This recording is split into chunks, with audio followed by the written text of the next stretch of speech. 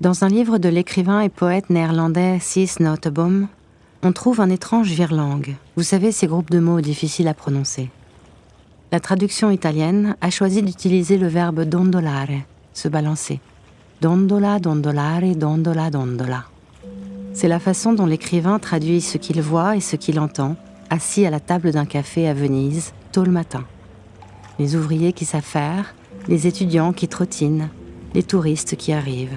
Ce sentiment typiquement lagunaire de précarité et de flottement, qui se mêle chaque jour au bruit des semelles sur les Masaignes, ces pavés typiques des rues vénitiennes. C'est à Campo San Samuele que nous nous sommes rendus pour visiter les coulisses de Open End, la grande exposition monographique de Marlène Dumas. Le rendez-vous est tombé un mardi gras. Le long des ruelles défilent des manteaux turquoises, des jupes brodées de dentelle, des visages grimés, un faux grain de beauté sur la joue. Surplombant le Grand Canal, où Taxi et Vaporetto se croisent, se tient le Palazzo Grassi, l'un des palais les plus célèbres de la ville.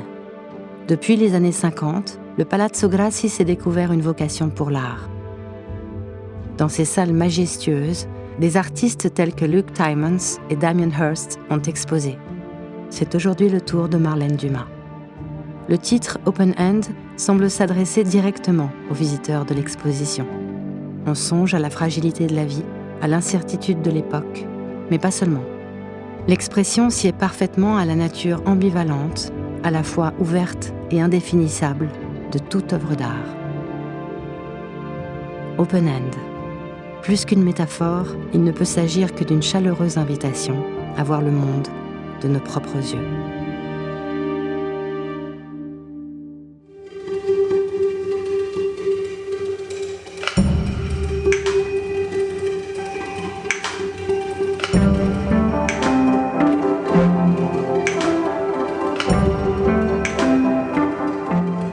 Une sorte de tendresse est un podcast de Cora Media, à l'initiative du Palazzo Grassi, collection Pinault, à Venise.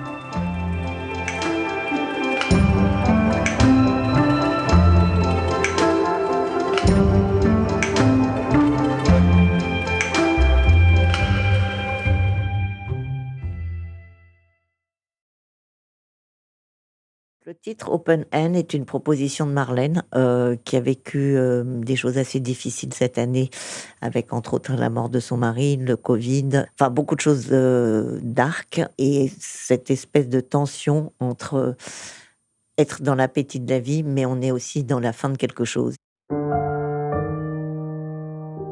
Caroline Bourgeois est la commissaire d'exposition, en collaboration avec Marlène Dumas. Elle nous livre sa propre interprétation du titre. Et donc ce titre assez poétique, ça parle bien de son travail, de l'exposition et dans l'état dans lequel on se retrouve tous, avec quelque chose qui est profondément changé, je pense, par rapport à l'époque. Et c'est tout à fait Marlène de partager des choses qu'elle a vécues de façon personnelle et des choses que tout un chacun a vécues ces derniers temps. Ça fonctionne très bien en anglais, c'est beaucoup plus difficile à traduire. L'exposition rassemble plus d'une centaine de peintures et dessins réalisés de 1984 à nos jours, et dont certains sont inédits. Les œuvres proviennent de collections privées, de grands musées internationaux et de la collection Pinault.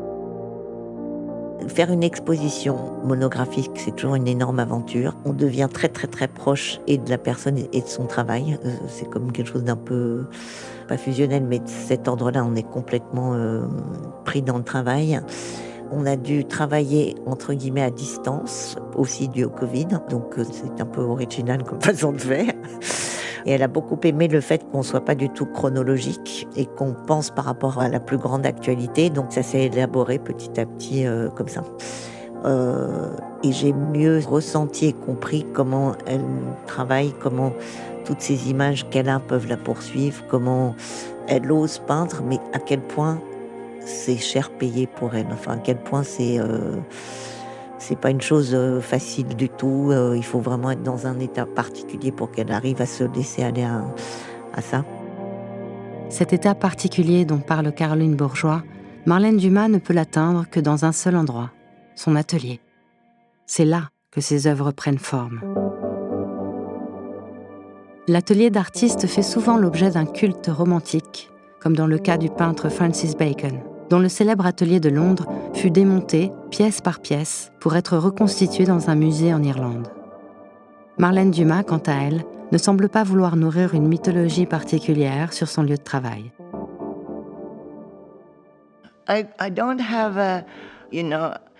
Mon atelier n'est pas un temple, vous savez.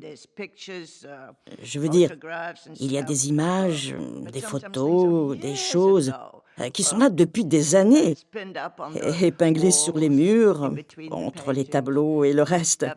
Donc, je ne suis pas une artiste à la Francis Bacon, mais je ne suis pas non plus comme tous ces jeunes artistes qui ne boivent pas, qui ne fument pas, qui ont des ateliers tout propres, vous voyez le genre. Donc, comment dire, le mythe de l'atelier de l'artiste, je ne pense pas avoir un atelier particulièrement intéressant, si ce n'est pour les personnes particulièrement maniaques. C'est donc dans ce désordre organisé que Marlène Dumas peint ou dessine, et l'on pourrait se demander à quoi ces journées ressemblent. En réalité, elles n'ont que peu à voir avec la couleur des pinceaux.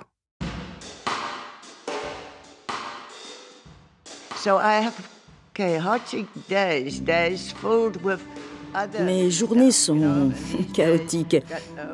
Ce sont des journées bien remplies. Toutes ces choses qui font partie du job, comme répondre aux mails et des trucs comme ça. Donc oui, tout ce qui peut détourner notre attention de ce qu'on voudrait vraiment faire. Je suis un peu débordée. Je ne dis pas que ça n'a aucun sens, mais c'est le temps dédié aux gens. Les gens, vous savez, c'est mon fardeau, c'est mon inspiration, mais c'est aussi une distraction. Et je travaille aussi beaucoup sur les œuvres des autres, sur des questions liées à l'art, comme participer à l'écriture d'un livre sur le travail d'un artiste. Il y a tellement de choses en même temps, toutes liées à l'art. Mais, vous savez, faire des horaires de bureau comme certains artistes, prendre son petit déjeuner et aller peindre. Non, ce n'est pas du tout comme ça que je travaille. En général, si quelque chose se passe, c'est très tard dans la nuit, quand tout le monde est parti et que je peux enfin me concentrer.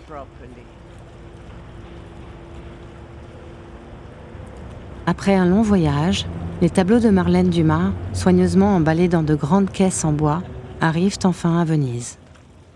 Le bateau qui les transporte pour la dernière étape accoste en face du Palazzo Grassi.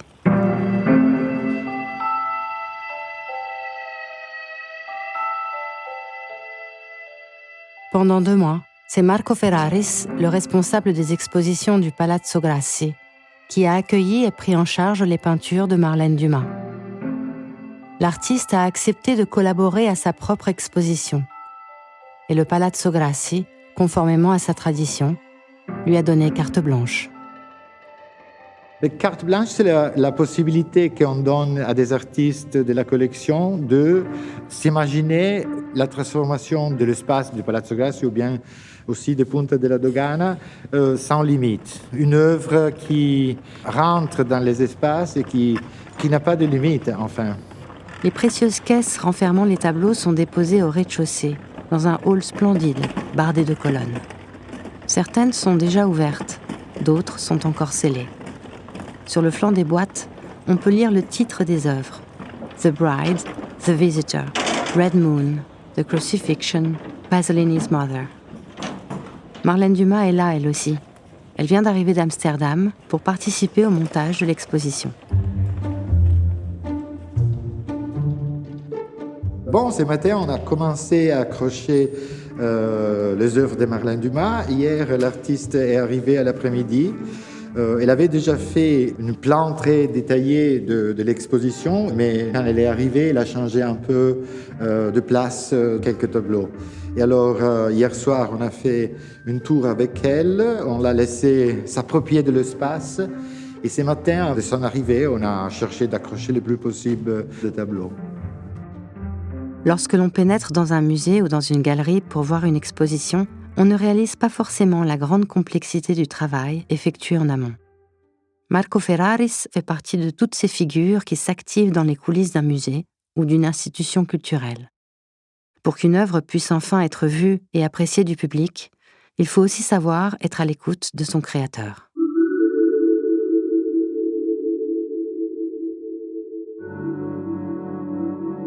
Comme on sait, chaque artiste a une obsession qui devient sa manière de représenter le monde. Et pour ça, c'est très important pour nous de chercher de comprendre jusqu'à quand la requête qu'il nous fait, c'est une caprice ou c'est vraiment quelque chose sans laquelle l'œuvre ne peut pas être exposée.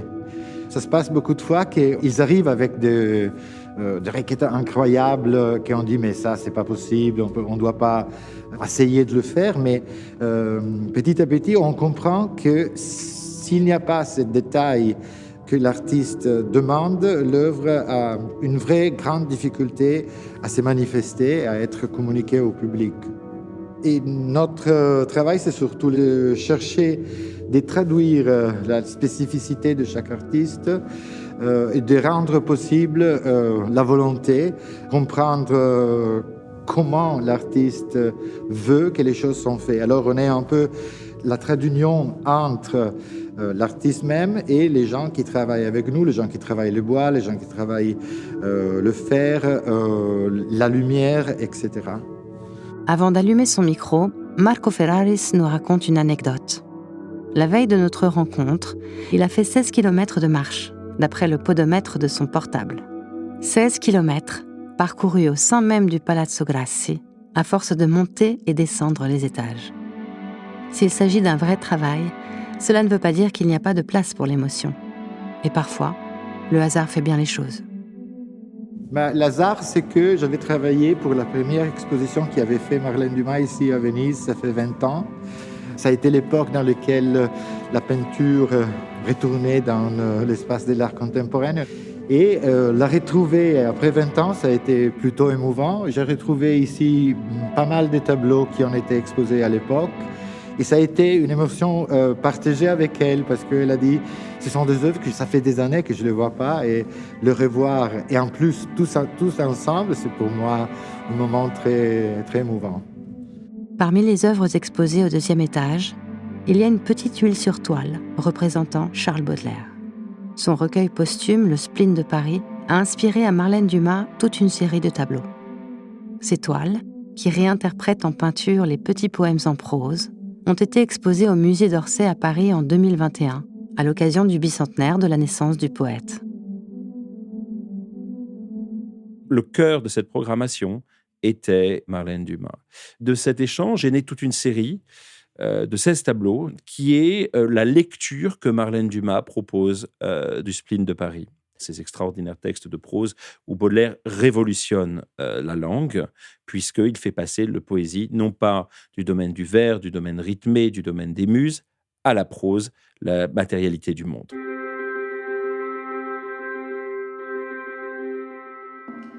Donatien Gros est le responsable des programmes contemporains au musée d'Orsay. Il est l'auteur de plusieurs ouvrages de recherche en histoire, histoire de l'art et histoire de la littérature. Dans le guide de l'exposition Open End, il y a une phrase de Baudelaire à laquelle Marlène Dumas s'identifie totalement. L'artiste n'est artiste qu'à la condition d'être double et de n'ignorer aucun phénomène de sa double nature. Nous avons donc demandé à Donatien Gros de nous parler des correspondances entre la figure de Baudelaire et celle de Marlène Dumas. Marlène Dumas est baudelairienne. Il y a l'immense intensité de vivre et de créer de Marlène Dumas et de Baudelaire. Il y a cette sensibilité qui est aussi le sentiment d'un temps qui passe. Il y a toute une série d'angles qui sont absolument passionnants sur la question du rapport au lointain, du rapport à l'amour, du rapport à l'intime, du rapport à la vie. Il y a le rapport aux images. Vous connaissez cette phrase magnifique de Baudelaire qui dit « Ma grande, mon unique, ma primitive passion ». Le culte des images, l'adoration des images, l'adoration religieuse des images, puis évidemment la conscience qu'avait Baudelaire qu'au XIXe siècle, du fait de la photographie, le monde s'ouvrait en série d'images. Évidemment, Vivre dans le monde des images, ça implique des questions existentielles. Comment vivre au présent? Comment vivre quand tellement de notre vie perd de sa substance? Comment vivre dans la prolifération d'images? C'est une question qui est au cœur de l'œuvre de Baudelaire, c'est une question qui est au cœur de l'œuvre de Marlène Dumas. À côté du portrait de Charles Baudelaire, il y a un portrait de femme. Il s'agit de Jeanne Duval, une figure qui mérite d'être redécouverte.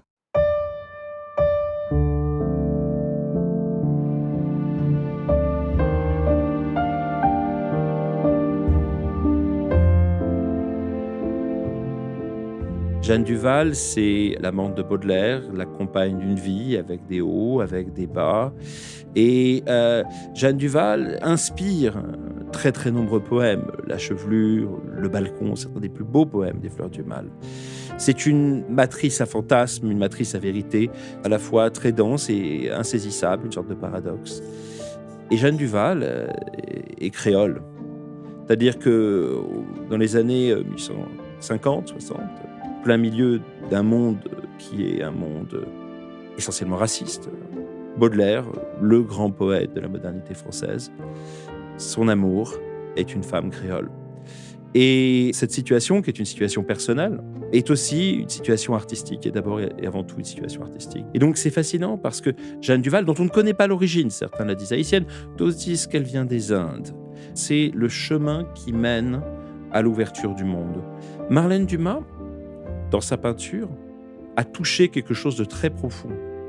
Jeanne Duval est une personne, c'est une identité, c'est un portrait, mais c'est aussi un portrait imaginaire qu'a réalisé Marlène Dumas. Et donc, ce qui se passe, c'est que Jeanne Duval, c'est cet espace d'ouverture de la langue à un grand inconnu, c'est ce fantasme d'une ouverture de la poésie au monde. L'œuvre de Marlène Dumas est nourrie de ses lectures passionnées, fragmentaires, de poésie et de romans. Son intérêt pour les personnages et les visages de la littérature est confirmé par la présence d'un portrait de 2012 dédié à Pier Paolo Pasolini. Oh, Pasolini, je dois admettre que c'était un homme très attirant.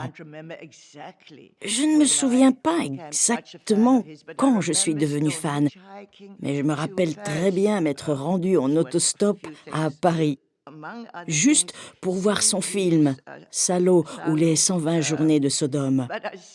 D'accord, je l'ai vu en italien, sous-titré en français, donc je ne comprenais rien, mais je regardais les images. Son lien avec la politique, la religion, son intérêt pour le sacré et le beau. La relation, vous savez, dans Mamma Roma, entre la mère et le fils.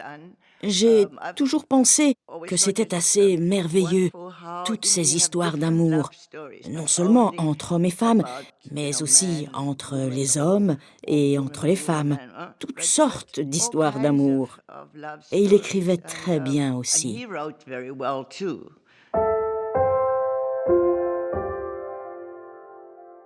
En 1963, Pasolini avait écrit une poésie posthume pour l'actrice Marilyn Monroe, décédée l'année précédente à l'âge de 36 ans. Dans ce poème, Marilyn était comparée à la beauté du monde antique et du monde futur, disparue, envolée, comme une petite colombe d'or. À son tour, Marlène Dumas a décidé de rendre hommage à Marilyn avec un tableau saisissant intitulé « Dead Marilyn ». Le portrait mortuaire s'inspire d'une photographie du cadavre de Marilyn Monroe, publiée dans un magazine en 1985. C'était une photo volée, en fait, qui montrait, en fait, le cadavre de Marilyn Monroe après autopsie. Puisque, quand elle est morte, une autopsie a été faite pour connaître les causes de sa mort, savoir si elle s'était suicidée ou si, comme beaucoup de conspirationnistes le signalaient, elle avait été assassinée. Elisabeth Lebovici est historienne et critique d'art, autrice de nombreuses monographies d'artistes contemporains. Elle décrit avec passion la petite huile sur toile.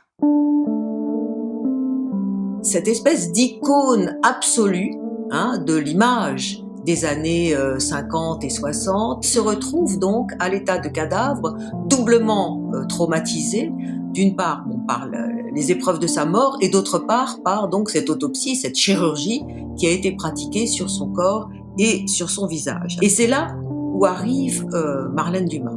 Ce qui est absolument magnifique dans ce tableau, c'est qu'en fait, c'est toute la matière de la peinture, c'est la charge de son pinceau qui prend en charge l'émotion. C'est-à-dire que tout d'un coup, cette espèce d'émotion du traumatisme de la mort, qu'est-ce que c'est finalement qu'un visage mort ? Quel rapport ce visage mort ? Vous savez, dans l'histoire de la peinture, il y a énormément de visages morts. C'est généralement le visage du Christ mort dans la peinture chrétienne, en tout cas qu'on connaît, en particulier à Venise. On voit effectivement des images du Christ mort, du Christ au tombeau, de la crucifixion, de la résurrection, c'est-à-dire d'une période très étrange de la mort, où en fait c'est un visage mort qui va, d'un certain point de vue, revivre. C'est ce moment-là que va choisir de nous présenter Marlène Dumas picturalement. Si Marlène Dumas s'inspire d'une authentique photographie, son geste artistique la transforme. La photo était un peu lugubre. L'actrice de profil y était méconnaissable. Sur son visage contracté, il n'y avait plus aucune trace de sa douceur légendaire. Mais voici que Marlène Dumas s'en empare avec une sorte de tendresse.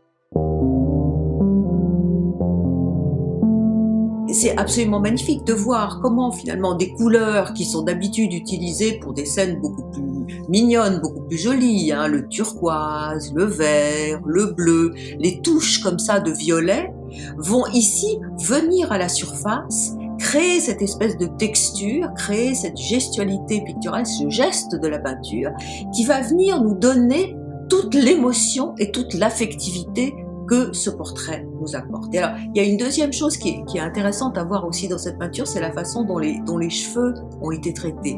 Alors, il y a quelque chose de spectaculaire dans les photographies de Marilyn Monroe quand elle était vivante. C'était ses cheveux.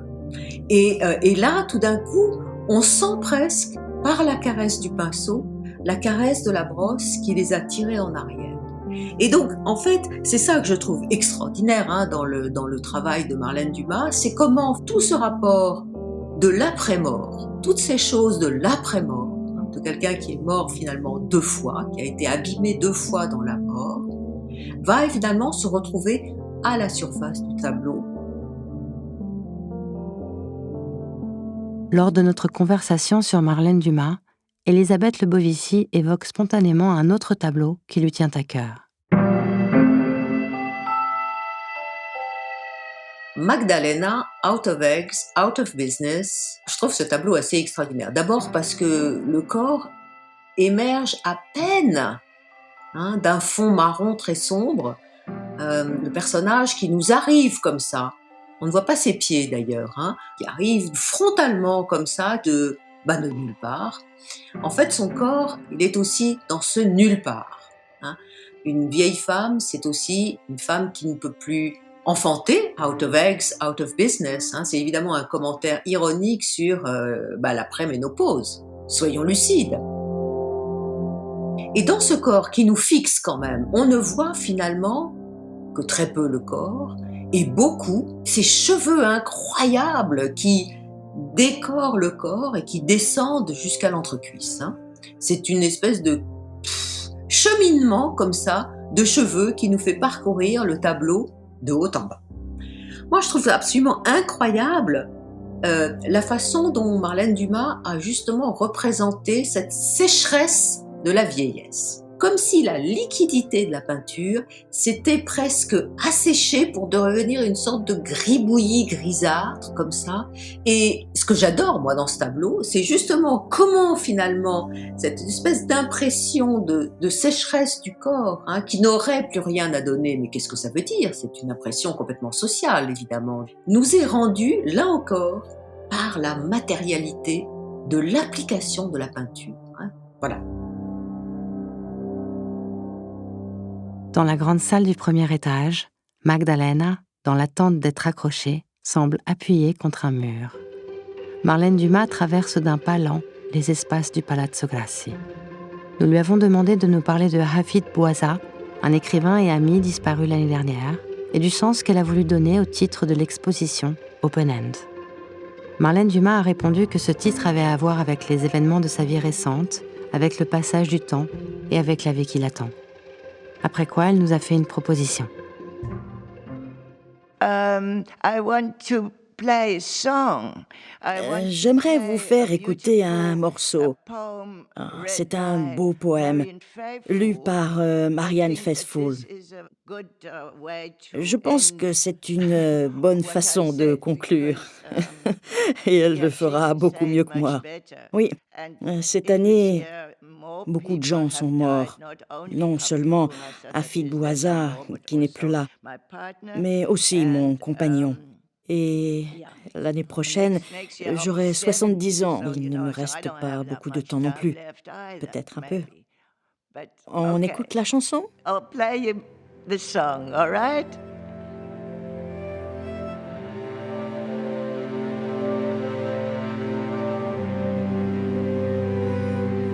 So we'll go no more a-roving, so late into the night, though the heart be still as loving, and the moon be still as bright, for the sword outwears its sheath.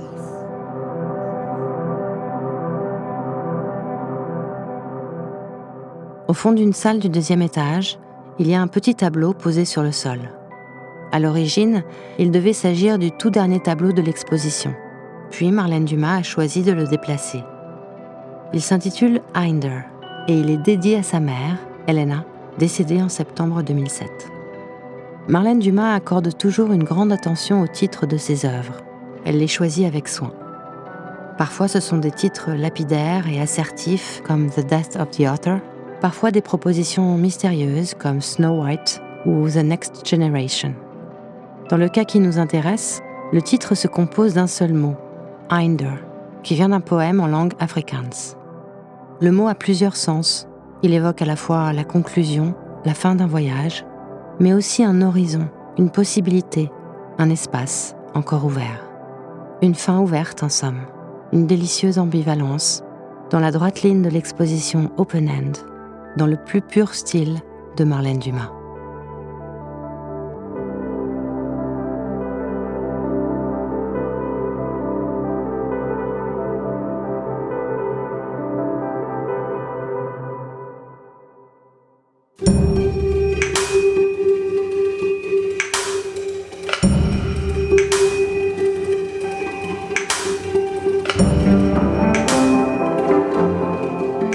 Une sorte de tendresse. Un podcast écrit par Ivan Carozzi et réalisé par Cora Media à l'initiative du Palazzo Grassi, collection Pinault à Venise. Responsable de production, Anna Nenna et Monia Donati. Édition des interviews, Francesca Bottenghi. Ingé son, Daniel Van de Pope, Davide De Benedetti, Marco Campana et Ugo Hanoun. Enregistrement studio, Cristiano Lellini pour Kea Sound. Doublage, Véronique Cochet. Adaptation et voix, Chloé Barrault. Musique originale et sound design, Lost Movie. Supervision éditoriale, Sarah Palmer.